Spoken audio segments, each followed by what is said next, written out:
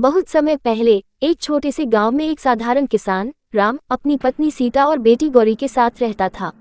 राम का जीवन कठिनाइयों से भरा था, लेकिन उसकी बेटी गौरी की मासूम मुस्कान उसकी सारी परेशानियों को दूर कर देती थी। हालांकि गांव के लोग एक अजीब कहानी सुनाते थे। गांव के पास एक घना जंगल था, जहां एक जादुई औरत रहती थी, जो कभी किसी को दिखाई नहीं देती थी। लोग कहते थे कि वह औरत अजीब अजीब करिश्मे दिखा सकती थी, परंतु उससे मिलने की हिम्मत किसी में नहीं थी। एक दिन राम की फसल पूरी तरह से बर्बाद हो गई। उसकी चिंता बढ़ गई, क्योंकि घर चलाने के लिए अब उसके पास कोई साधन नहीं था। उसे अपने परिवार की चिंता सताने लगी।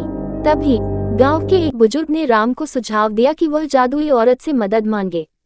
राम ने पहले इस बात पर हंसी उड़ाई, लेकिन जब उसके पास कोई और रास्ता नहीं बचा, तो उसने फैसला किया कि वह उस औरत से मिलने जाएगा। राम अगली सुबह सूरज उगने से पहले जंगल की ओर चल पड़ा। रास्ता कठिन था, लेकिन राम का हौसला मजबूत था। आखिरकार वह एक छोटी सी झील के पास पहुंचा, जहां पेड़ों की छाया में एक औरत खड़ी थी। वह बेहद खूबसूरत थी और उसकी आंखों में एक अजीब सी चमक थी। राम को समझ में आ गया कि यह वही जादुई औरत है जिसके बारे में लोग कहते थे। तुम मुझसे क्या चाहते हो? औरत ने मुस्कुराते हुए पूछा।